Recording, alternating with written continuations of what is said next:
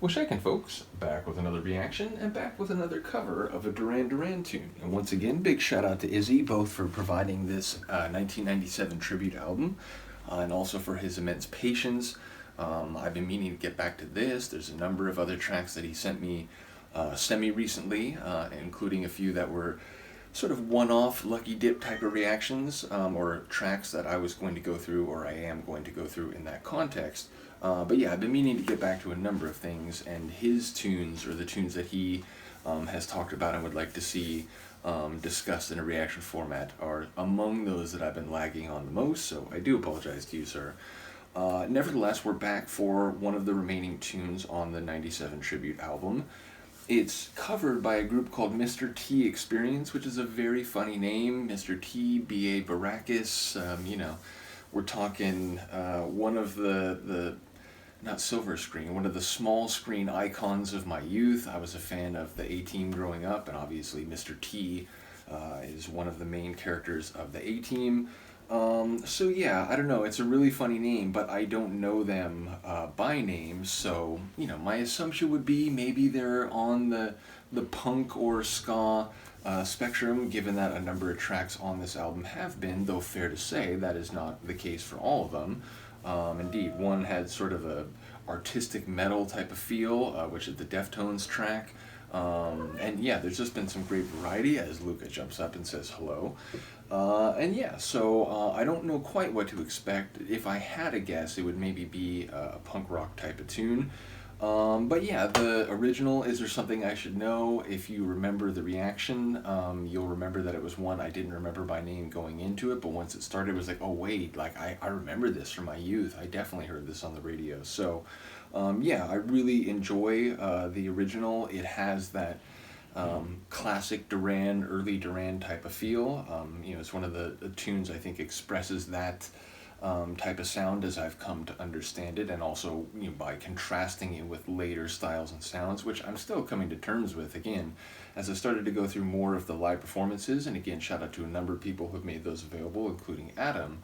I've come to appreciate even more how they would play different styles and different approaches to the songs, even different arrangements, year to year, tour to tour, and in relation to the different albums as they came out. Though Adam did mention, and I'm sure a number of other people could comment on this, but that, as a longtime Duran fan, he was saying that, it was always a bit of the unknown. You never were quite sure what their new style would be or how they would play some of their older tunes on a newer tour.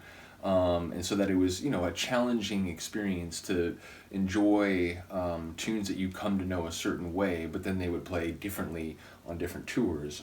So I can certainly appreciate that, though again, I do respect a group that goes above and beyond when it comes to exploring different sounds and styles. So in any case, I am curious to hear what Mr. T Experience does with a track that makes me think of the very earliest Duran that I actually remember from the 80s, from my youth. So here we go. This is Mr. T Experience covering Is There Something I Should Know on a 1997 Duran Duran tribute album.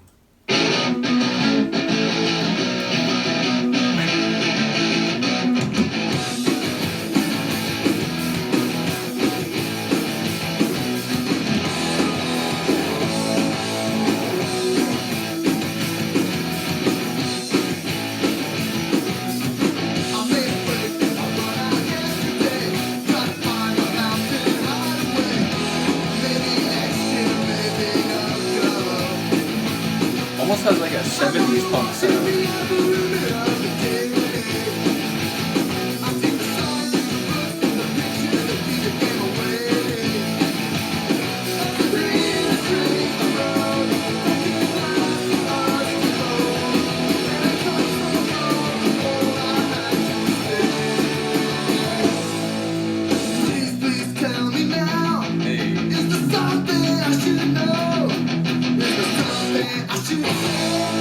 That was the line that took me back, that please tell me now. When I heard that in the original, it's like, oh wait, what? I know this.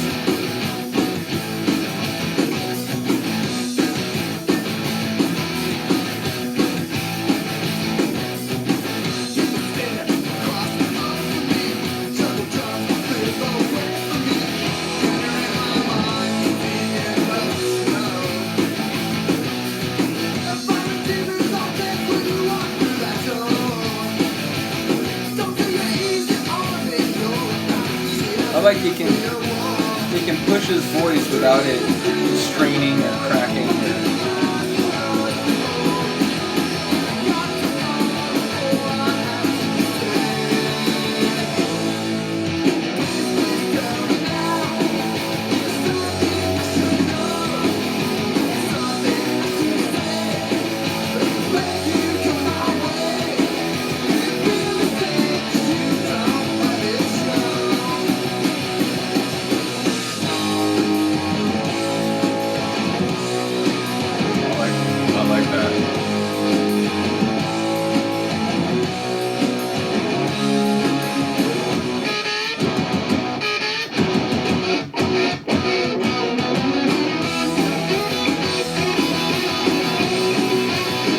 Has like an old style rock and roll feel right here.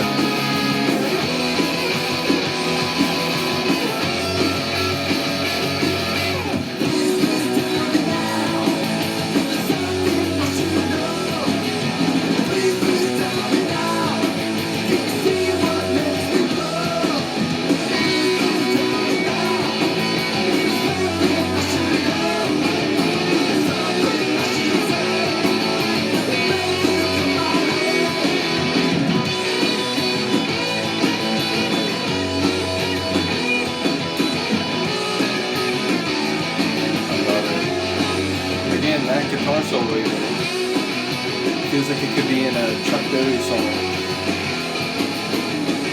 Basically, it felt like a 90s punk group paying homage to earlier rock, like 70s punk, 50s rock, and so on. Yeah, rocking right on the way out the door. Let that play a little bit more.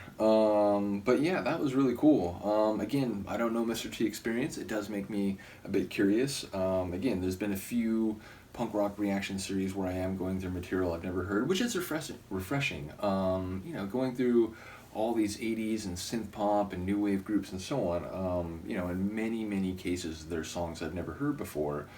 Which in a way, you know, it's a bit of a challenge. You're trying to pick up lyrics, trying to make connections to the sonics, or at least appreciate the different layers of the sonics. So I'm, you know, trying to be very active in listening. But then when you know a lot about a tune, or, you know, a genre of music, punk rock is the first, I think, non-techno related music that I started reacting to.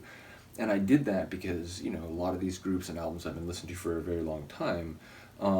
So I have a lot to say about the different songs and the albums and so on. But it's been liberating going through some punk rock. I've been going through the Mad Caddies. It's a group I really didn't know until very recently. And what else have I been going through? Oh, Strung Out, which is a group I do know going back, but only one album, Twisted by Design. And even that, you know, I don't remember in detail the way I do some other punk rock albums from back then. So the point is, recently I've been going through punk rock reactions where I'm genuinely hearing something for the first time, and I don't feel that same pressure to like, oh, I gotta make sure I'm talking about the track in an insightful way, and I'm, you know, talking about all the different verses and so on. Yeah, it's an interesting tune enough that, you know, I may go poking around and see if I can find some more by them, because I would be interested in exploring more punk rock on a totally fresh reaction series where, again, like, it's a different type of challenge, but in a way it feels liberating because I don't feel like I have to, you know, make sure that I'm getting to all the different lyrical themes and so on. Because then, you know, if you do know a tune pretty well but you leave out some critical detail, inevitably somebody like, oh, that's interesting that you never noticed this and so on. And then I'm always like, damn it, I forgot to talk about that. So yeah, like I said, I'll check into Mr. T experience. Once again, shout out to Izzy, both for sharing music and for the patience. I do apologize, Luca, but at this point, your incredibly cute nature must be briefly moved. And see, she's going to take care of it herself. How beautiful. Oh, wait, maybe you can attack the music wall, which does happen from time to time. She can be a bit naughty. But yeah, let me know what you think of this one. I will see you next time. Peace.